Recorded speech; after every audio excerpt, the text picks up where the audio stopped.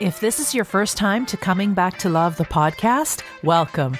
We're so glad you found us. If you're a regular listener, welcome back. Either way, you're not here by accident.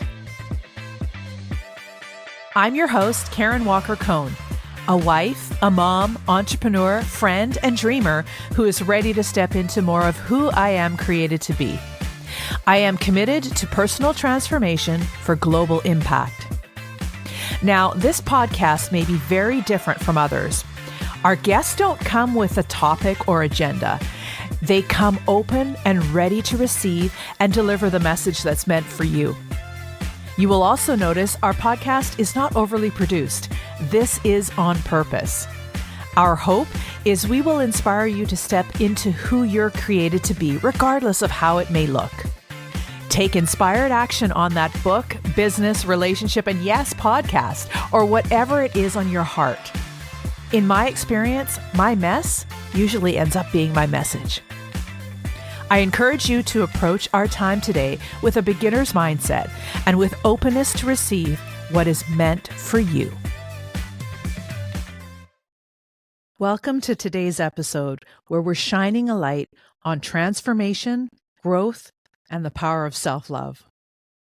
I'm thrilled to introduce a very special guest, Heather Hopkins, a remarkable growth advocate and the visionary founder of Illuminate Consulting.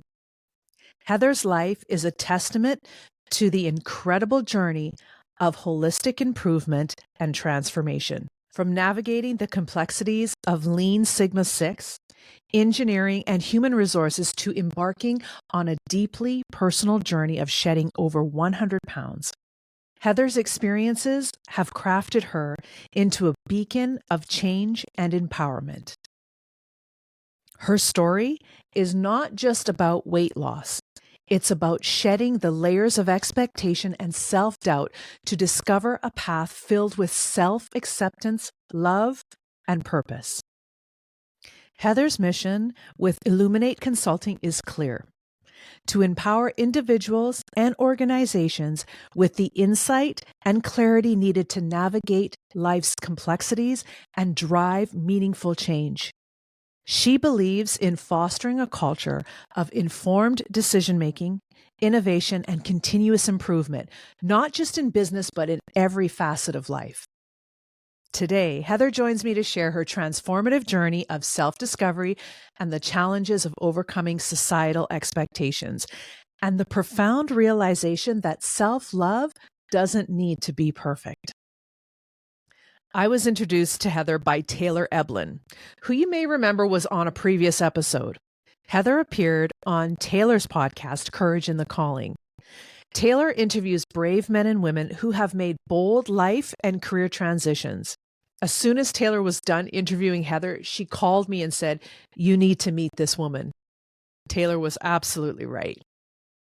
Together, Heather and I delve into the importance of embracing one's authentic self, the role of community and support, and practical tools for fostering self-love and acceptance. So grab your beverage and your CBTL journal and get ready for an inspiring conversation that promises to illuminate pathways to success and empower you on your journey of growth and transformation. Let's dive in. Heather, when you hear the title of this podcast, Coming Back to Love, Inspiring Stories on Shifting Perspectives, what story or experience comes to mind for you? So for myself, what I love about coming back to love, and this may be a little bit different,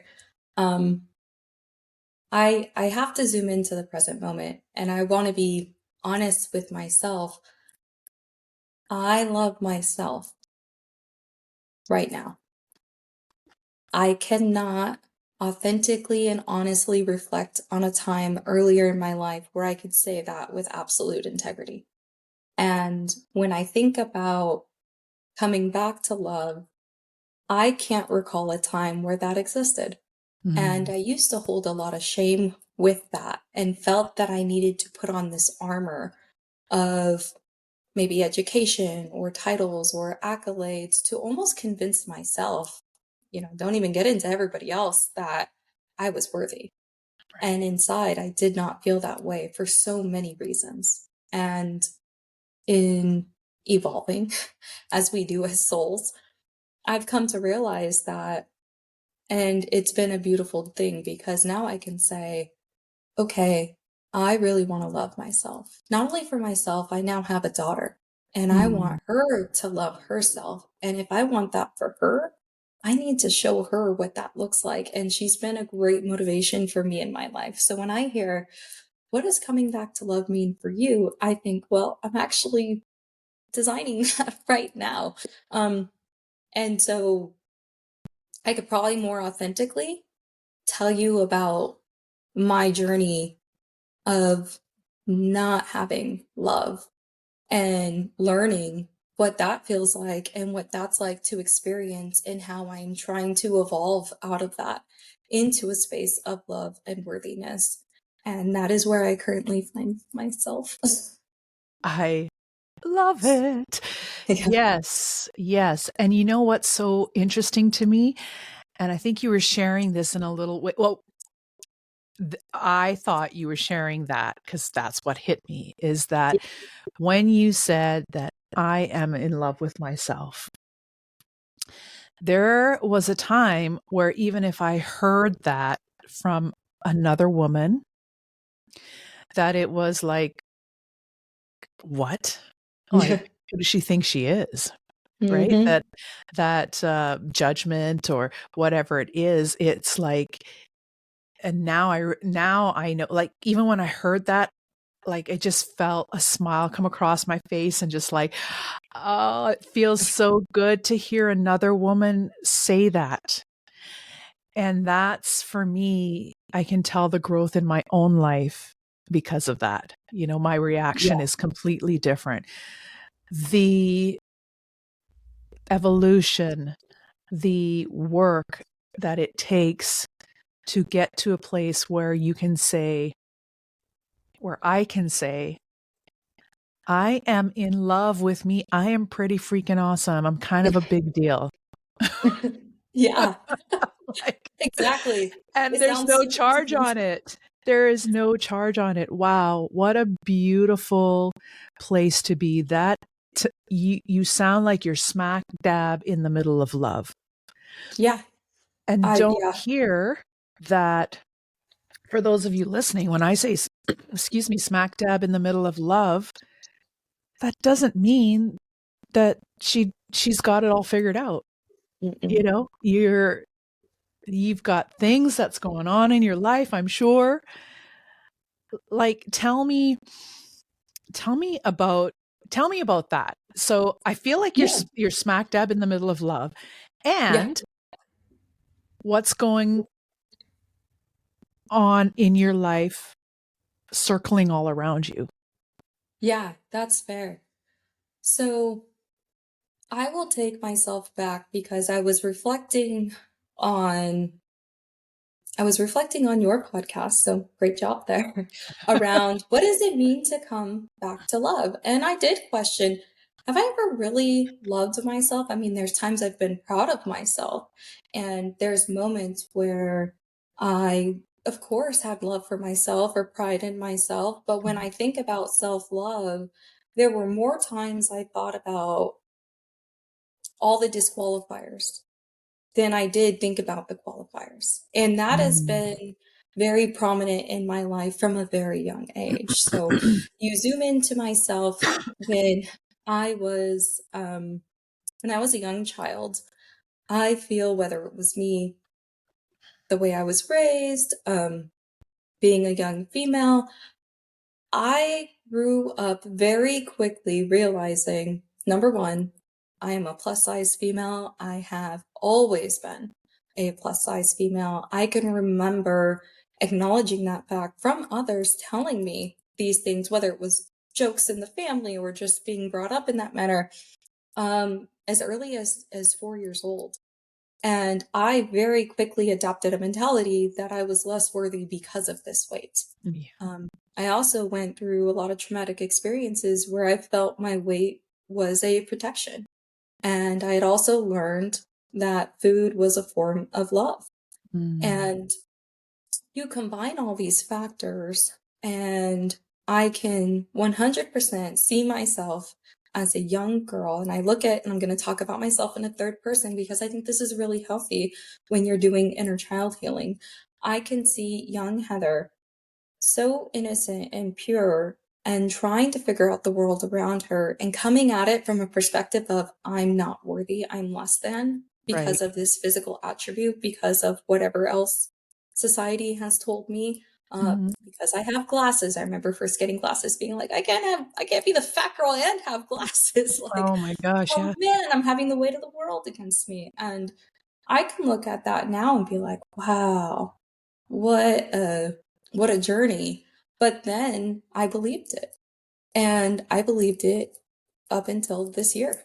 And when you believe in that unworthiness, it is amazing how it will be reflected to you in life. Mhm.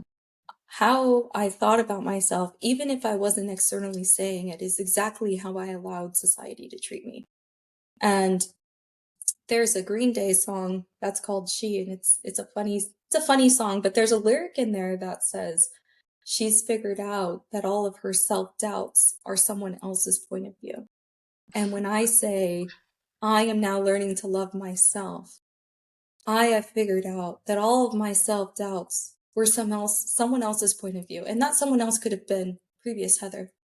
But I am at a point in my life now where I recognize I don't have to accept that. It's not true. And I am allowed to take off that weight. I am allowed to take off all of the reasons that I thought disqualified me from being worthy of love, only made me human. And if I embrace it and I learn to find my inner light, then I am good just as I am. And I am okay with exactly who I am today. And that was a really big revelation. And I want to be completely transparent. I have had to learn a lot of hard lessons to get here. Mhm. And I'll share a couple of them, but I say this because I feel now that I look on my life and I fully recognize I spent my entire life dimming my light because I Mm. didn't believe I was worthy enough to shine. I was afraid of people really seeing me because Right. I didn't like what I saw or felt. And because of that, not only did I dim my light, I felt I had to make up for it with other things, titles, money, image. And that was a weight in and of itself. And it Yes. was a spiral. It, Yep. it just, it trapped me. And I got to a point where I couldn't breathe anymore. It was within the last year where I just said, on paper, I'm achieving so many great things in my career, and I have a loving husband and a beautiful daughter. And on paper, I have a beautiful life. And yet, Mm. my health is out of control. My mental health is not where I'd like it to be. My marriage isn't where I want it to be. Mm. What is connecting all this? Oh, yeah, it's me. It Yeah. starts with me. I'm the common Um, denominator. I'm the common denominator. And oh, by the way, can I look myself in the mirror? And you know what, Karen? I couldn't. Literally, I try to look myself in the mirror and I couldn't. And that's when I really knew, oh, I've got some work to do. Yeah. And like Gandhi says, you want to see a change in the world, you better start with you. And I felt such a calling to go, okay, time out. I need to start with me.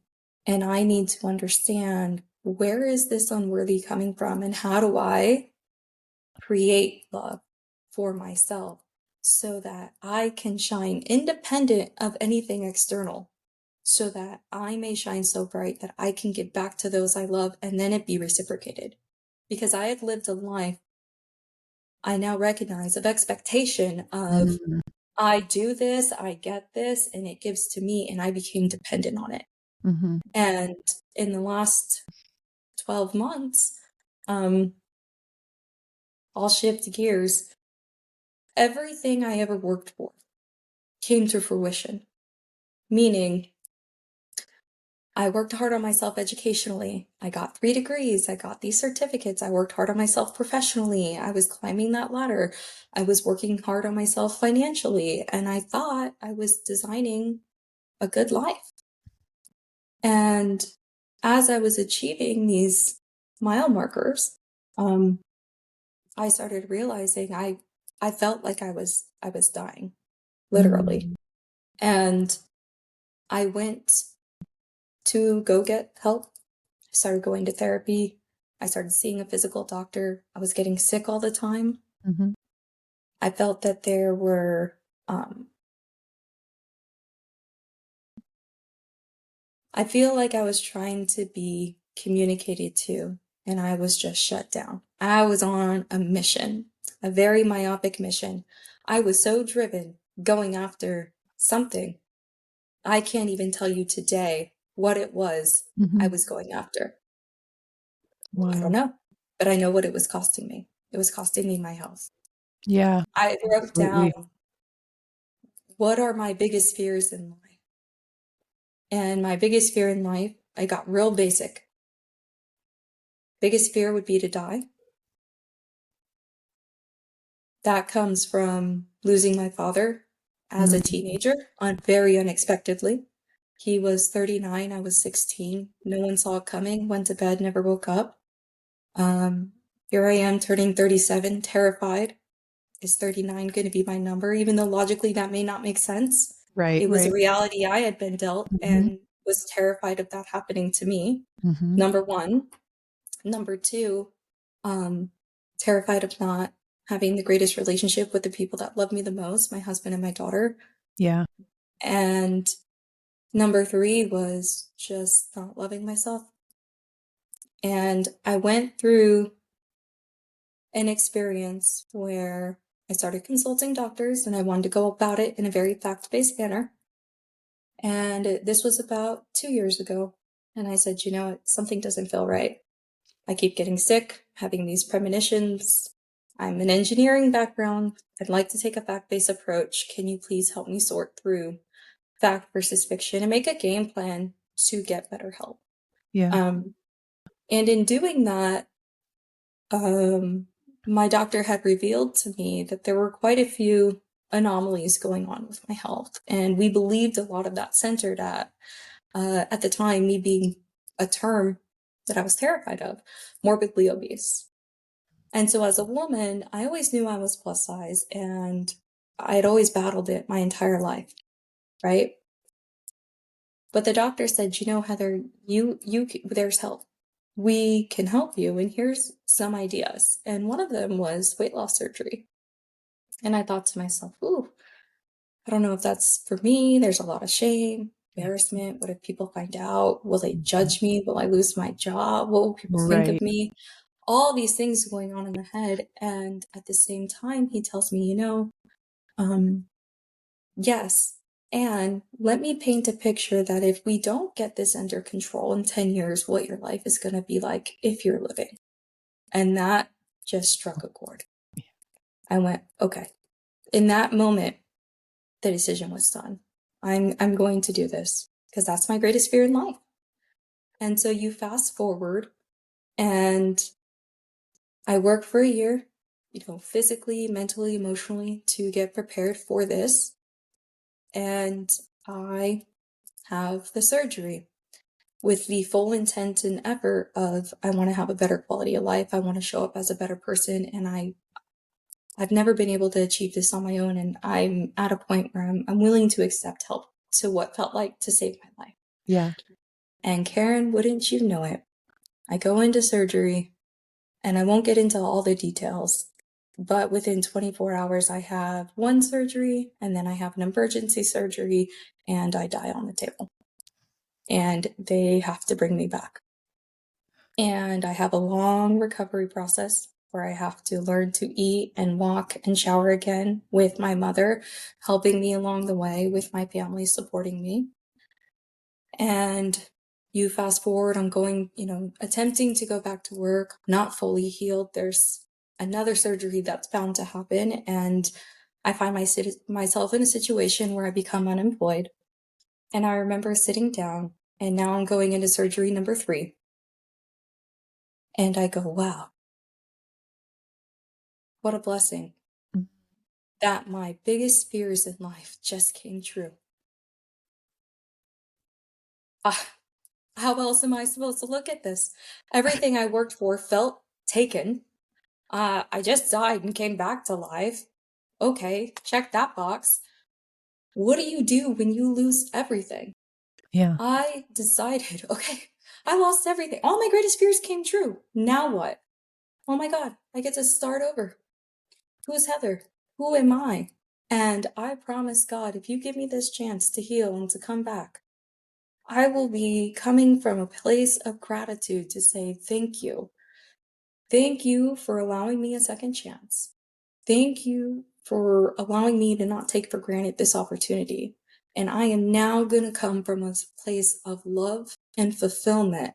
I am going to shine just as I am, exactly where I am. And I am thankful for the darkness that I went through, because light can only be light with the presence of darkness. And because I experienced that, I can now be a light and I can embrace myself. And so when I tell you, I haven't loved myself my whole life, that is true. I've loved Mhm. parts of myself, grit, determination, etc., but I didn't love myself. But I do now, and that was my commitment to God. And I feel like I am in a place for the first time in my entire life where I can authentically say, I love myself. Defects, imperfections, and all. And I am so excited to be here. And I am so excited and grateful for my life and the people I have in it. And I am most grateful for the people who loved me on this journey more than I loved myself, because I Wow. wouldn't be here without them. And I hope I now feel called to be that light for others, because I needed it so often in my life. And I feel called to do it now, to help illuminate others' pathways and lights and help them out of the darkness. You know, for me, my weight was my darkness, but darkness can come in many forms for different people. And I'll stop there because I've talked a lot, but I'm very passionate about it because I feel like I truly have been given another chance. You're hopefully gonna edit some of this. Like, I know I can be long-winded. I'm Mm-mm. still getting used to how to tell this story. Mm-mm. No. Don't do that. Well, thank you. Actually, thank you. Don't do that. You are saying, I asked you to say what's on your heart. Do Yeah. that. And like I said, your story has me in awe. And this is something that it's still a practice, right? You just Yes, came, ma'am. like you just came out of learning. You just came out of practicing what it feels like to be not enough. Yeah. So this thing of apologizing and and being long-winded and Mm, whatever, that comes from that place. thank you. And so It does. you get to keep practicing. And so the minute I catch myself, and for me, because I hold you in high esteem, and what love does is calls people on those things when they're not being kind to Yeah. themselves, when they're coming from, this is what I say to my husband and I, and this is how the title for the podcast came back. So if I'm saying something about myself, because I too came from a place of not enough Hmm. and unworthy and everything else that goes with it, the perfectionism, the working hard for the titles, and and I wanted to tell you, can, like, the things you accomplish from a place of force and from a place of not enough, you are ready to burst out in a way, Heather, that I don't know, like this world, but if they ain't ready, they better get ready. So could just imagine all the things. And I think that I say that to myself too. Look at all the things that I've created from a place of unworthy. Yeah. It's unfathomable right now in my Yeah. mind of what's going to be created from a place of more than enough. And it's scarcity versus that abundant mindset.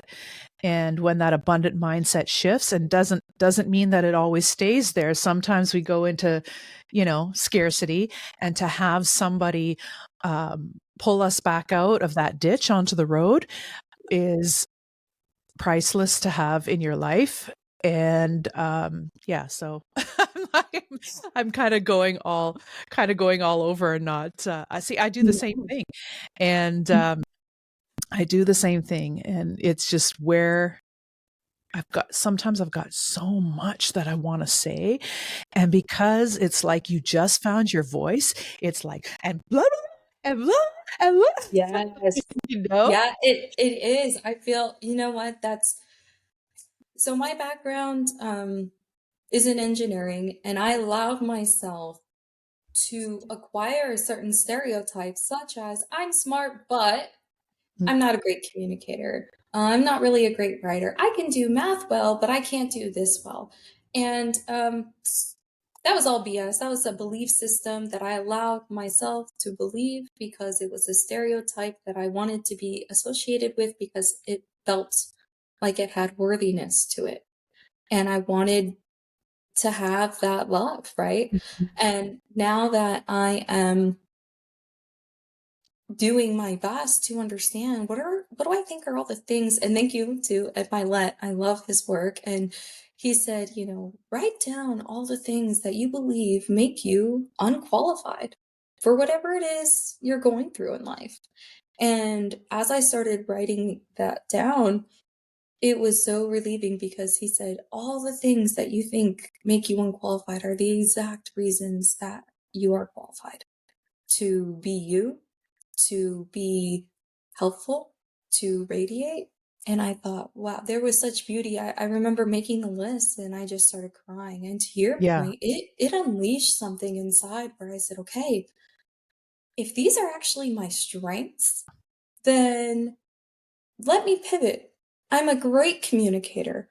I am worthy. All the things that I went through are valuable and I learned from them. So I started finding myself writing, and I'm working on a blog because I'm navigating what's the best way to get this out in the world. So I have like 3 different notebooks and Post-its, and I'm a little Mhm. disorganized, rapid prototyping, having some fun with it. But to your point, it is amazing how when you embrace yourself, Mhm. how you start to shine. And I wish I could give this to everybody because Yeah, I didn't understand. I had no idea what it could look or feel like to feel absolutely. self-love and worthy. You hear about it. I tried to meditate, I do affirmations, but the real work was I love Louise Hay, and I followed Mhm. her work, Me and too. for me, I had to start with very basic things like mirror work, and I couldn't even start there, Karen. I had to Mhm. start 5 steps before that, and me being a nerd, I would put together value stream maps and process it out of and that was my way of how to teach myself how to do it. Right, That was my right. work, if that resonates. Yeah, and there's so many tools. Like for me, I just started about thinking, going, I read The Untethered Soul by Michael Singer, and that book changed everything for me. It was the start of I was already on this. I was learning how to be a coach and taking that training. And when I read in that book that you can open and close, and opening and closing are choices, because I used to think, no, somebody said something and triggered me, and I would feel this tightness in my chest that, like it would Yes. just tighten. And, depending on who it was, I might lash out verbally. And most of the time, I found myself more shutting down in the way, like, well, Yeah. stuffing it, and not dealing with the emotion of it. And when I realized, oh, this feeling, this tightness in my chest, this opening and closing, just stop closing, choose open. And I'm like, I know it sounds easy. And I want to say it is easy. I know people will say it's easier said than done. Well, yeah, everything is easier said than done. that saying is easier said than done. So I, it is really a choice to go, oh, wait, in this moment, I can actually choose to open. What does that mean? Okay. And if that didn't trigger me, so I got to start asking myself questions. And for me, it was going through the coaching training and realizing I'm asking the coachee questions that, oh, wait, I can ask myself those questions too. And what is the answer? And from a place of an observer, I just want to learn about who I am. If you're in a place of judgment, you'll never be able to do this work. Yeah. You know, Agreed. blame, shame, and guilt. Again, another reason why this podcast is called Coming Back to Love. Love is an above the line emotion. Blame, shame, guilt, judgment, all below the line. So I didn't finish that. That's what I was saying with my husband. I would be in blame, shame, guilt. I'd be in some below the line, and he'd hear it and he'd be, okay, honey, come back to love. Come back to love. Like, oh yeah, let's choose that. And I would say that to him as well. And we still say it to each other. So it's just, I get to come back to love. What would love do? I trained myself just like you from a place of unworthiness, and we lived in blame, shame, guilt, and we made choices from that place. Yeah. And so when you switch to love and you go, and all those other above, like love, abundance, joy, I've heard everything chases joy.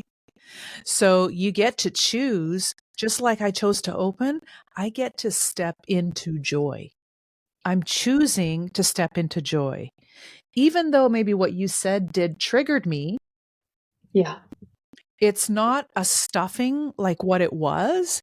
Yeah. It is me understanding that whatever you said or did, that's because of who you are and has Yeah. nothing to do with me. And I get to check if anything that was said or done to me triggered something on the inside. I get to investigate what that is. Because there is some emotion there. There is something that I think is truth. And it really isn't. It's actually a lie. But because we have been Yes. practicing that lie for so long, it feels like truth, right? So Yes. you start gathering the evidence when, like, from a place of not enough, I gathered evidence to prove that I was not enough. Yet on the other side, like you, I'm going for this degree, I'm going for that certificate, it was a way to prove to myself that I was enough. Yeah. See, I've got this certificate. Yup. It is like 100. this crazy 8, I call it. It's like a crazy 8, crazy figure 8, and it's just back Yes. at this loop. So, gosh, I'm like, now I'm going on. No, it's beautiful because it was bringing tears to my eyes, and the reason that I'm saying that was bringing tears to my eyes is I do want to give a shout out that I feel so blessed that I have people in my life who have loved me more than I loved myself. And that is so powerful to have.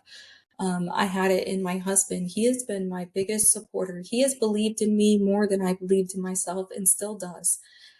That unconditional love and support for him to say it was never Heather, you're beautiful no matter your size. Heather, you're smart no matter the title. Heather, you're wonderful no matter your income. I love you. Whoa. It gave me permission to love myself. Mhm, What mhm, a beautiful gift to give somebody. I mhm. I couldn't be more thankful for him. I have my mother, Yeah, and I have wonderful friends who were checking in on me saying, "Are you okay?" You know, becoming unemployed was a really big deal. A lot of people knew I over-identified with that. Instead of placing right. judgment, I had the deepest friends connect with me and say, "Are you all right? Do you need me? Should I fly to you? How can I support you? Mm, You know I you're love that loved and question. worthy, right?" Mhm. Oh my God. Thank you. Yeah. Because you know what? For a moment, I was navigating it all. And so I look now at some of the things I've had to do, to your point, trying to separate fact from fiction. I'll zoom into my journey, and it'll be a story for another time. When I had my near death experience, I did get visions and communications with angels, and I'm not shy about that anymore. And I feel really blessed to have had that experience. So Mhm. there's a couple of things I'd like to share with your audience. Um, Number one, I believe fully that this was my soul's journey. I believe that I had that near death experience because there were messages meant for me that I was not receiving and understanding, and it took that to fully get the message, and I am thankful for it. Number one, I say this because for me, having weight loss surgery was the greatest tool I ever had in my life because it empowered me and my health. It gave me an opportunity to overcome something.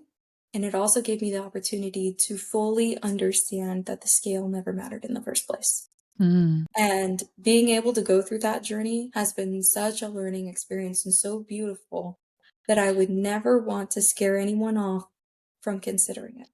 So, to anyone considering it, please don't let my story scare you. I had the best care. I was taken care of. When there was an issue, they identified it. I got beautiful messages from it. And I have had a wonderful experience post op. And I am so grateful for that journey. So, if anyone's considering it and you have questions, I'd love to make myself available. I'm a big supporter and advocate of it. And again, my journey was my soul's journey. And I have no shame or regret in having that journey. So please don't let my journey be a predictor or assumption that your journey will be that way. Everyone has their own path in life. Mhm. And then the second thing that I would like to share is that I think you said it earlier, Karen. You're like, you're in the middle of it. Yes, that I am not through it. I'm not at the beginning anymore. But I haven't fully evolved. And so, one, I love your podcast. I'm learning new tools and techniques. I've been writing down the books that you've been recommending throughout. So thank you for sharing knowledge. Um, and if this helps anyone, um, I could be a bit nerdy, and I had to kind of organize my thoughts of where do I start? And I had to start when I lost everything, my health, my life. This was all Mhm. going into Christmas last year. And I'm thinking, where do I begin? What do I do? I have a great mentor in my life who has always recommended journaling. And I started a journaling podcast that I had heard through a different podcast to say, talk about yourself in the third person. Mhm. And it's okay to not just talk gratitude. Mhm. It's okay to not just start off with, oh, I'm grateful for ABC, because sometimes when you're going through it, it can be really hard to be grateful. Um, and I felt shame and sometimes not feeling grateful, but just feeling like that's what I had to put down in my journal. So I allowed Mhm. myself to say, I'm actually pretty angry right now, Mhm. or I'm upset, and I'm going to journal about that. But there was a key doing it from a third person perspective. Yes, And absolutely. looking at it from an out of body experience, I would allow myself a timer. I'll put 5 minutes to just jot down. And sometimes it'd be pictures or art journaling. I'm angry, I'm frustrated. And I translate that to Heather is really frustrated. That frustration is stemming from a lack of self worth. That frustration is this, that, and the other. Heather's behaviors and actions in the last few months have not been her authentic self, and it has led to regrettable behavior. And I was honest with myself, Heather, you got some stuff to own in this. Yeah. And Heather, you are allowed to feel that way. And it was such a release because then Yeah. at the end, when it was done, no more than 15 minutes, I didn't want the spiral.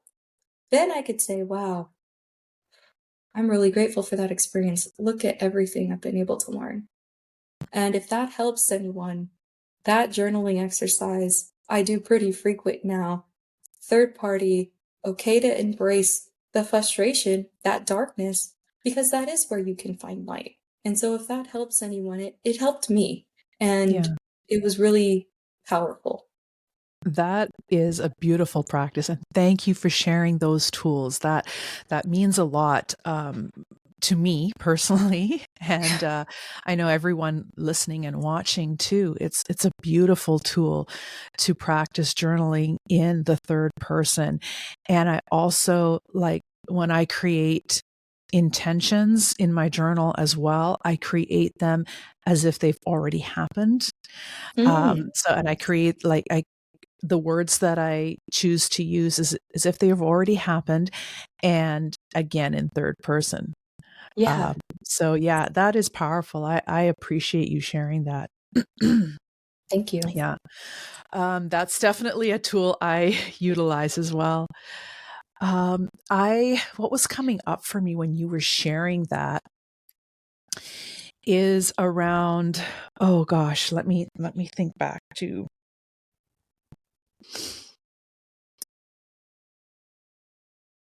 your when you were first talking about the your weight loss journey. Yeah, um and I know that there's going to be so many men and well so many women and men yes, that are going to relate to that. yeah. I also relate to it, and I want to share that it wasn't my weight. For me, I had people telling me how tall I was, Mm, and from a place of unworthy, not enough. When people are going, "Oh, you're so tall." I didn't make it mean, "Oh, wow, thank you. Yes." Like it was, "Oh, I'm taking up too much space. I'm not mhm. worthy." So I would slouch, Yeah, and I would have like my shoulders would, and I've talked about this before on reels and stuff like that. Just my posture w- was suffering as a result of me hearing I made tall mean less than. yeah, You made your weight mean less than. absolutely. Because there's some beautiful people that are technically overweight. They step on the scale, you Google it and you said you need to be from here to here. This means you're overweight. From this weight to this means you're more. And they're living their most incredible life and never thinking that I'm not enough. Right. you know? Oh, And yeah, so I just wanted to share that for the listener that it was weight for you. It was my height for me. yeah, And it could be something for you. It doesn't matter what the thing is. If it's rooted in yes. unworthiness and not enough, you're going to have some thoughts, some feelings, some choices that you will make from that place. So 100%. we all get an opportunity to come back to love. Absolutely. There's people I know in my life where it may not be physical for them, it may be intellectual. Maybe everyone around me has a certain degree and I don't. Everyone, for some, it's age. I mean, you look at discrimination now, and I think the laws that are written in around age say discrimination practices are around 44 years old because of technology and people being discriminated against that. And so for some people, I know that, right? Women, we have all the makeup and we have the hair dye, but I see a lot of people these days being very mindful about what they're posting on their resumes or how they're coming off because they want to make sure that they're not going to be judged against that factor. And so to your point, you're right. There's a whole spectrum of what we hold on to as disqualifiers and unworthiness. Mhm. And for everyone, it's going to be different or a combination of things. And it's it's so meaningful to work through it, and it could be so lonely because oftentimes, like for myself, it wasn't something I ever openly talked about. It was like, I'm taking this to the grave. Obviously, you can see I'm plus size, but the fact that it bothers me and influences my life this much, I have so much shame to it that it wasn't on public display. And so in the bariatric community, it is filled with so much shame, and everything is in private groups, and a lot of people don't like talking about it. And you know what? I haven't either. I have these different segments in my life of people who really know, and then there's everyone else. And so for me, getting to talk with you, Karen, and others, this is my coming out to say, I am no longer going to be ashamed of who I am. And I genuinely hope that for my plus size community, I hope you all aren't ashamed either. And if you're in the bariatric community or you're considering being part of it, welcome. There should be no shame here. If we went in for surgery, Karen, and we had a heart attack and we had to have a surgery for that, people would be sending flowers and asking if you're okay and what can we do for you. You have this surgery as a proactive means, and there's so much shame and guilt and keyboard warriors coming after you. It's astonishing. And I just go back to that segment of I can't live in the darkness. I can't do it. I can't do it to my previous self. I can't do it to other men and women who are considering this. I need to shine on through this, and I need to fully embrace this part of myself. And I want to shed some light and love on the plus size community and the bariatric community. I was them. I will always be them. I have a deep love for this community, and I feel a strong calling to help support and be my authentic self and saying, there's no shame in this. And I'm so happy and proud to be part of this community. And I hope that others can feel the same worthiness if they're in that boat. Wow. Well, I was going to ask you my last question, which is, what message would you, if you could leave any message, what would it be? Yeah. That was a pretty darn good message. Oh, good.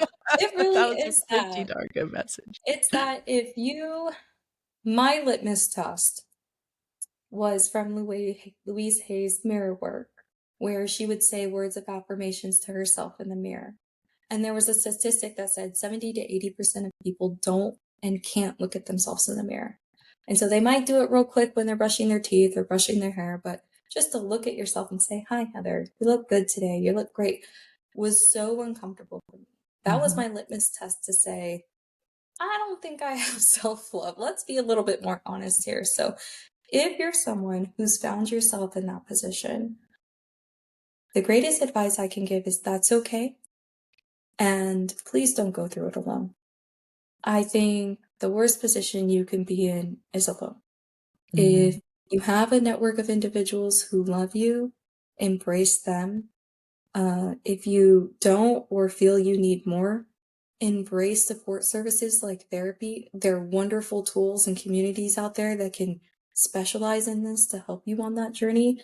And number 3 would be, there are a lot of self-help tools. I think, Karen, your podcast being one of them. I think it's a form of self-love to listen to these types of conversations and hear that a lot of people are struggling with this. So my biggest call to action is please don't feel alone. And if you do, don't stay alone. And find your tribe or buy your tribe through these help and support services, because life is too precious to waste feeling unworthy, feeling disqualified. And there's just so many ways to go about it. And I know I couldn't do it on my own. So I just hope no one feels that they have to. Yeah. Yeah. And quite frankly, my heart is, we were created for community. Yeah. And, I use the word community a lot, and I tend to, like in my graphic arts, and I tend to highlight the word unity. Nice. And that, to me, when I hear the word community, it is unity is that brings us together. And I'm all about, this is why I have, one of the reasons I have this podcast is to share perspectives, give people a platform to share their perspective. I may have a different perspective, but doesn't mean that you're not a part of my community because you don't have that perspective. I Right. want to get to a place where we can openly have the conversations, whatever that conversation is, and not have it be a shutdown of the other person or a cancellation of the other Yeah. person, or, like, let's just listen to the perspective and learn. When I Yeah. step into a conversation from the place of, I know Yeah. everything, what is there to learn? How Mm. can I learn Mhm. from you, Heather? How can you learn from me? Right. And I can now step into this, and I say this on the intro all the time. It is a, how you can best listen to this conversation and any other conversation is from a place of beginner's mindset and from a place of the observer. Yeah. Yeah. Thank you so much for sharing your story. Thank you for this, your points so well thought out. Heather, I have such a prophetic thing, knowingness. You are well on your way. And we actually share the exact same purpose, is about illuminating, using my light to illuminate the path for others. Yeah. And that's how I word it. You had it a little bit different, but it feels like the same purpose. And I'm so glad. I want to thank Taylor, who has a beautiful podcast as well called Courage in the Calling. And she had Yeah. the privilege of interviewing you. And she got off that interview, called me and said, Karen, oh my gosh, talk to this girl right away. She's going to be perfect for your podcast. And I feel like such a kindred spirit with you from the first time, and Yeah. we haven't even known each other a month yet. And so Yeah. I just, listening to your voice and your energy, your aura is so beautiful. I cannot wait to see how you blow this thing up. Thank you. And your podcast has been so inspiring. It's so authentic and so raw, and that can be so hard to find these days. So thank you for creating a safe space. And I'm really excited to see where you're going with your work because I think it will naturally, I can feel like energy is going naturally coming to you. And it's really exciting to see because you're in a place where you can thrive in it. And sorry, these I channel and sometimes it comes through so strong and I can see you're in a place where you are able to channel it all and take it all on because of the journey that you've had and that's really beautiful. So, thank you for this time and this opportunity and this safe space to just be myself. I really Mhm. appreciate it. You are so welcome. And thank you. You also, we create this space together. Thank Thank you. you. Thank you so much for listening to today's episode of Coming Back to Love, the podcast. If you enjoyed what you heard, please make sure to click the link in the description to take you to the full video episode on our YouTube channel. If you absolutely love what we're about, please follow us on Apple Podcasts and Spotify and leave us a review. For more inspiration and resources, visit my website at theklwprojectgroup.com, where you'll find all the ways you can connect with me. I would love to hear your suggestions for topics, questions, and future guests you'd like to hear from to support your coming back to love journey. In the meantime, have an inspiring rest of your day.